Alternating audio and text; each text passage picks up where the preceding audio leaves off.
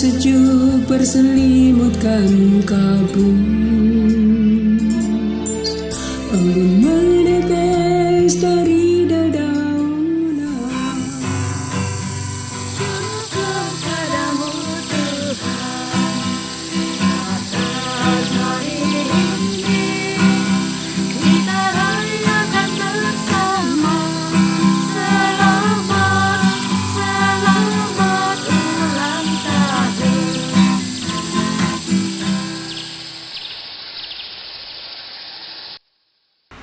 Pertanyaan dari saya, sebagai anggota awal Putri Karmela, perintis lah maksud saya, pasti ada begitu banyak tantangan, perjuangan, suka, duka, pahit, dan manis. Sister mungkin boleh sharingkan pengalaman-pengalaman Sister selama 25 tahun itu.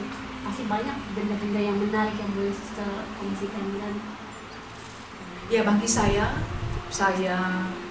kenal banyak kongregasi sebelum masuk kongregasi ini, tapi saya tidak tertarik dengan kongregasi ini. Ya, ternyata itu bukan panggilan saya. Dan saya tertarik dengan kongregasi ini karena dua unsur ini, yaitu dua spirituality besar ini, yaitu karismatik dan Carmelite atau kontemplasi. Iya. Jadi bagi saya sangat menarik karena boleh hidup dalam keadaan yang tenang, hening.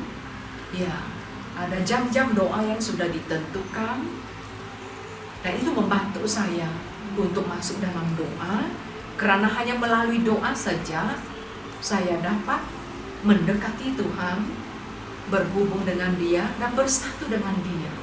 Dan sebenarnya itu adalah tujuan hidup bagi semua manusia, bukan hanya untuk sister.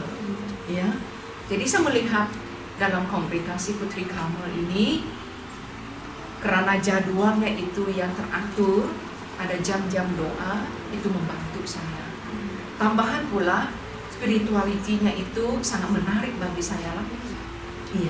Karena ada waktu untuk duduk diam dan berdoa sebagai seorang Carmelite, seorang kontemplatif, dan ada waktunya, yaitu dari segi pelayanan saya harus terjun, seperti Nabi Eli kan, itu bertapa di atas gunung dalam gua, tidak bergerak.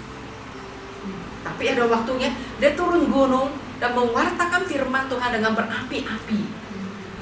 Disertai oleh kuasa Tuhan yang melakukan banyak mukjizat, dan itu mempertobatkan banyak orang. Dan itu sangat menarik bagi saya. Karena sebelum saya masuk kongregasi ini, saya memang sudah mengalami satu pembaharuan dalam hidup, yaitu melalui seminar hidup baru dalam roh pada tahun 1986 di Sacred Heart KK. Dan itu merupakan titik permulaan hidup rohani saya. Dan saya tidak dapat menyangkal bahwa karismatik itu banyak membantu saya untuk bertumbuh. Dan dalam pelayanan juga dapat menyaksikan banyak sekali karya Tuhan yang ajaib. Namun betul kata sister tadi, pertanyaannya itu ada cabaran apa khususnya dalam perjalanan hidup ini kan, panggilan selama tahun ini 24 tahun, tahun depan sudah 25, tidak terasa. Kalau saya ingat kembali, saya ketawa juga lah. Waktu saya masuk sangat muda, 20-an kan. Sekarang sudah agak tua. Tapi hatinya selalu muda karena dibakar oleh api Roh Kudus. Nah, banyak cabaran, yaitu tidak lari dari itulah hidup community. Saya sudah sebutkan latar belakang yang berbeza.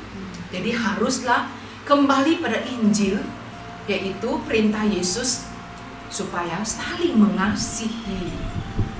Berapa banyak kali Yesus dalam Injil menekankan bahwa kasihilah sesamamu. Khususnya dalam Injil Yohanes bab 13 itu kan, ayat 34, yaitu perintah baru kuberikan padamu, yaitu supaya kamu saling mengasihi. Nah, dengan demikian walaupun banyak cabaran, ya kembali pada Injil, berpegang pada Yesus, maka dapat tetap setia sampai sekarang. Semua itu adalah rahmat dan belas kasihan Tuhan. Dan juga dalam ya hal-hal pelayanan banyak cabaran juga lah, kan? Iya, banyak cabaran karena ya menjadi seorang missionary. Ya, Putri Karmel memang luar biasa lah. Panggilannya bukan hanya melayani di pusat retreat ya di sini, tapi juga keluar ke keuskupan lain, bahkan ke negara yang lain. Ya, terbang sini terbang sana sebelum lockdown lah. Jadi bagi saya pengalaman khususnya bermisi ya ke China itu karena budayanya tidak sama, kan? Memang banyak perjuangan. Pertama-tama bahasa dia lah, juga ke Vietnam tidak pandai bahasa dia. Iya. Jadi hati harus tabah. Iya, harus berdoa terus, mohon pertolongan Roh Kudus, dan iya, tidak ada mustahil bagi Tuhan, dan akhirnya dapat menyesuaikan diri dan juga dapat melayani. Pertama-tama yang melayani community sendiri di China, karena Putri Karmel juga ada ya cawangan di China kan. Ya lama-lama juga pergi melayani kepada umat ya setempat di China. Ya termasuk memberi retreat pada para pader-pader dan juga sister-sister China lah. Bagi saya ya banyak cabaran lah. Namun hanya satu saja. Semuanya lakukan demi cinta kasih pada Yesus. Maka tidak ada yang terlalu sukar karena cinta. Sama kan? Kalau saya kawin dengan orang itu, lelaki itu misalnya, dan hidupnya susah, mungkin kurang makan atau apa, tapi karena cinta, saya sanggup menanggungnya, kan? Iya, begitu rahasianya. Wah. Ya, ada tambahan dari sistemnya Ju. Ya bagi saya awal dari menyambut panggilan ini memang ada tantangannya. Pertama itu dari pihak Padri juga yang mengatakan waktu saya berangkat itu, kamu yakinkah, itu pertanyaannya, kamu yakinkah untuk masuk kongregasi ini? Tapi dengan iman pada waktu itu, beriman juga. Saya mengatakan saya akan coba. Jadi waktu sudah sampai di Indonesia itu dan menerima jubah, kemudian kembali ke Sabah untuk pembukaan cabang itu, dan setelah kembali ke Sabah, suka duka itu tetap ada. Pertama, ya setelah bergabung dengan kongregasinya ataupun community ini, saya berhadapan dengan pribadi di antara satu sama lain. Tapi satu hal yang membawa saya untuk belajar di sini adalah kekeluargaan, yaitu keluarga baru di sini. Dan di sini saya menerima bahwa saya masuk ke dalam keluarga baru. Perlahan-lahan itu saya menerima saudara-saudara saya dari berbagai tempat itu. Kemudian dari segi pelayanan juga itu adalah banyak tantangan juga bagi saya, karena bagi saya pada mulanya itu, karena dalam kongregasi ini saya lebih tertarik kepada doa itu, tidak mau pelayanan.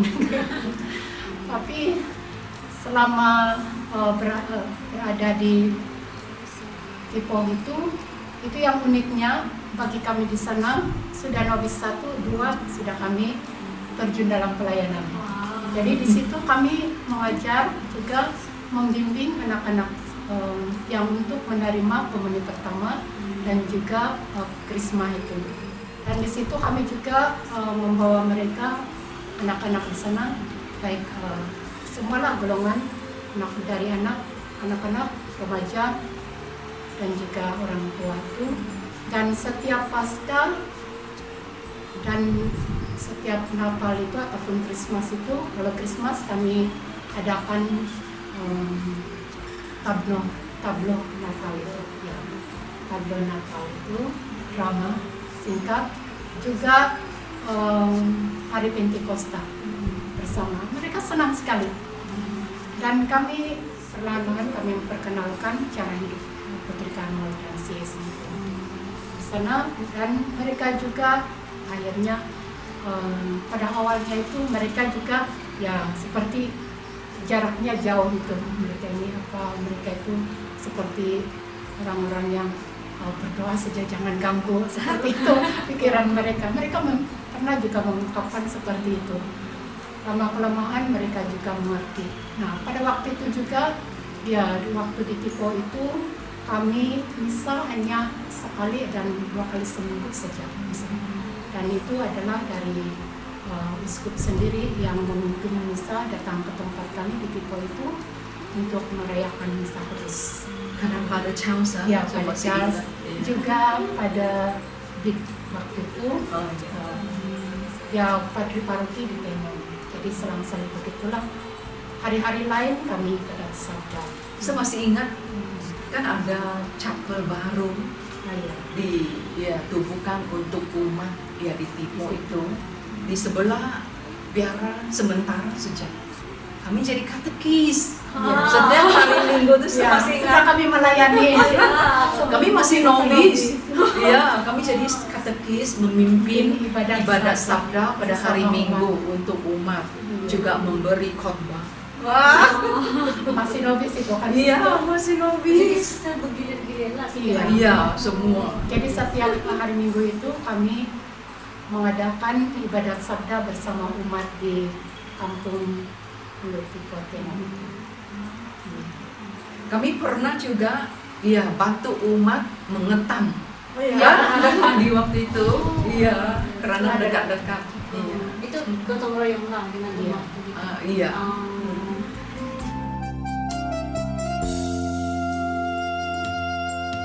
Pagi nan sejuk berselimutkan kabut. Waktu merancangkan pembangunan yaitu di tempat ini pertapaan Putri Karmel di Kaingaran Sabah di Tambunan ini ada satu komite lah juga atas campur tangan bishop sendiri sehingga banyak umatnya membantu lah. Tapi ada satu hal yang sangat menarik Sister Eugene pasti tahu, yaitu pertapaan Putri Karmel Tambunan Sabah ini mendapat dana yang besar itu dari kerajaan.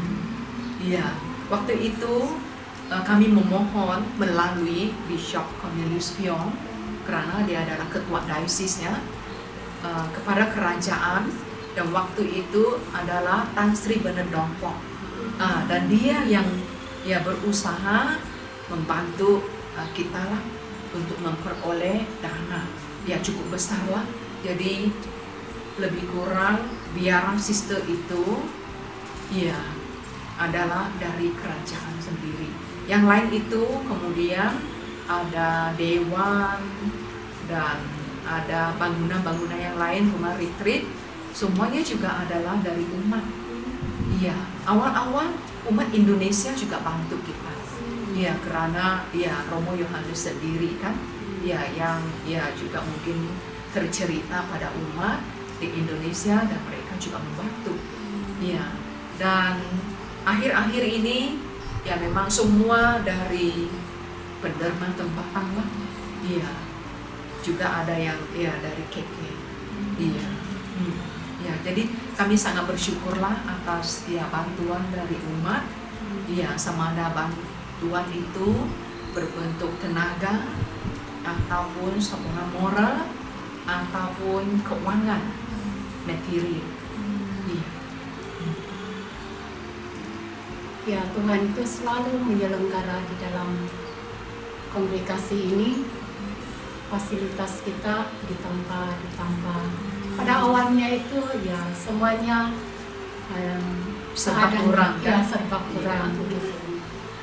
Menceritakan pada awal tentang bangunan di sini dan juga waktu kami menempatkan itu ada umat yang prihatin terhadap kita ini. Hal-hal yang kecil Tuhan perhatikan, seperti makanan. Pada waktu itu kami kehabisan sudah makanan. Kemudian itu terjadi juga di Tito. Dan kami tidak ada sayur pada waktu itu, Juga tiada beras. tiada beras. Tiba-tiba setelah doa petang itu kami turun di bawah karena itu bangunan kita ada lantai atas dan bawah kan. Waktu kami turun, lihat di meja makan ada beras dan ada juga sayur. Wah, kami bilang, puji Tuhan, ada burung gagak yang hantar. Gitu. Jadi di sini juga tidak henti-henti. Umat juga membantu dengan cara seperti itu, perlahan-lahan. Dan kami juga, ya karena fasilitas sekarang ini jauh lebih baik sekarang. Kami dulu kalau mencuci pakaian pergi sungai. Waktu itu juga kami beberapa tahun itu tidak ada listrik.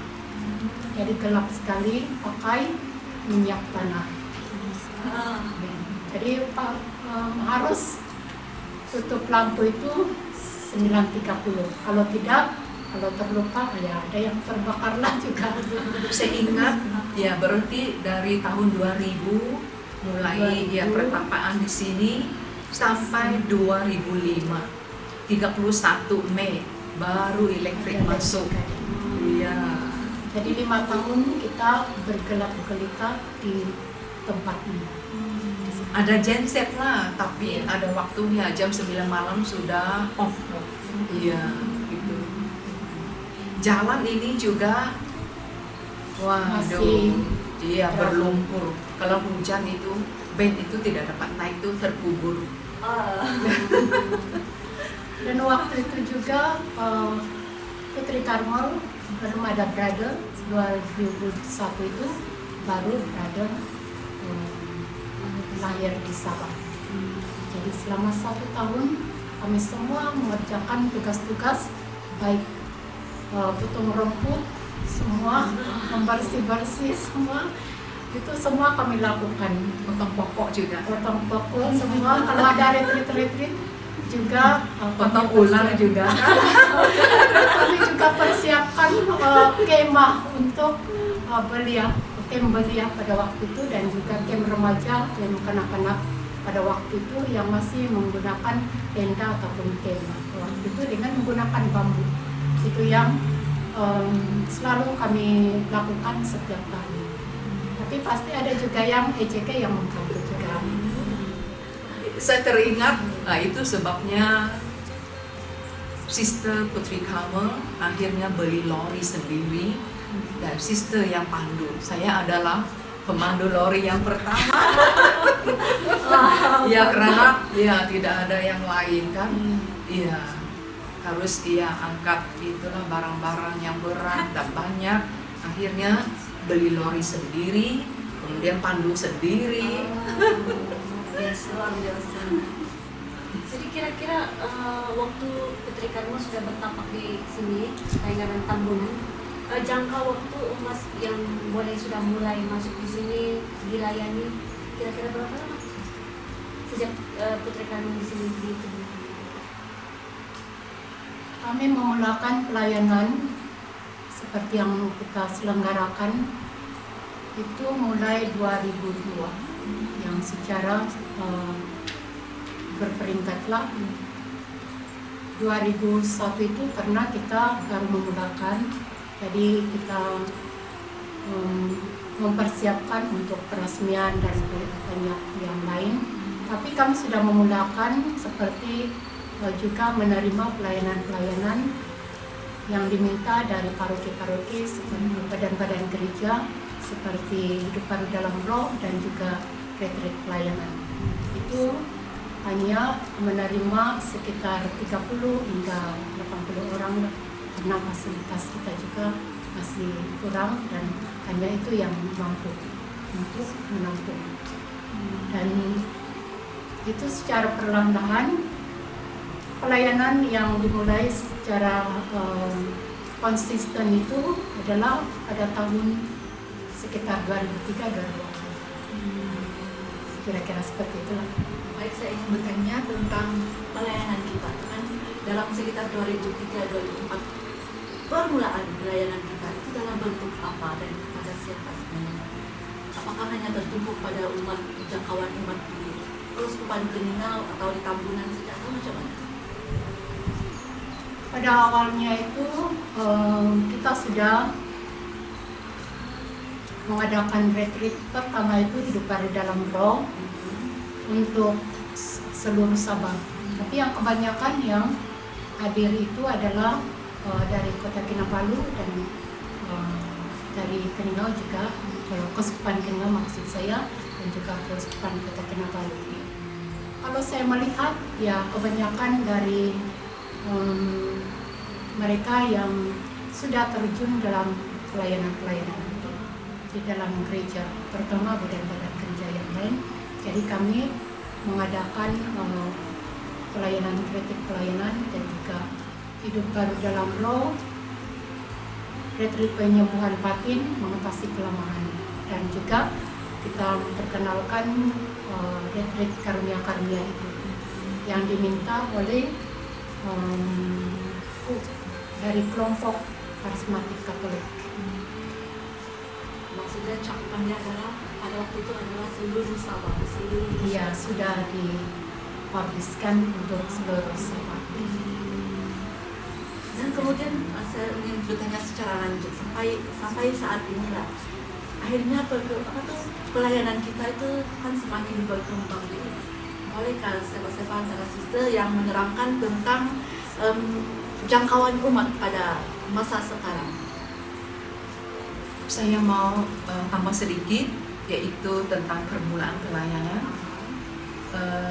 Untuk pelayanan bahasa Mandarin itu sebenarnya waktu di Tipo sudah mulai. Tahun 2005 mulai mengadakan retreat konsisten di sini. Ya, 2005 itu. Ya, dari kita yang menganjurkan. Kalau untuk English itu 2004. Ya, memang itu jangkauannya juga terbuka pada seluruh Sabah. Biasanya dari KK mula-mula, dari KK, kemudian dari Keningau, Tenun yang banyak kan. Iya, saya kira untuk yang bahasa Melayu juga sama. Iya, awal-awal itu mungkin ya banyak yang dari KK, Keningau, begitu kan. Iya, lama kelamaan saya masih ingat tahun 2005 lah untuk retreat besar itu mulai yang sampai 400-500 orang itu tahun 2005. Iya. Mulai waktu itulah banyak umat untuk yang retreat bahasa Melayu, ada yang dari Sarawak, ya kadang ada dari Semenanjung kan. Iya, begitu. Sudah mulai dari lain negara. Iya. Terus kemudian untuk yang Inggris lebih lagi lah, ada yang dari Kanada, dari Australia. Iya, mungkin waktu itu pulang ke sini dan ikut retreat lah. Dari Semenanjung juga ada. Untuk yang Mandarin lebih lagi lah, dari banyak negara, dari Brunei, dari Singapura, iya juga ada yang dari Hong Kong, dari China, iya.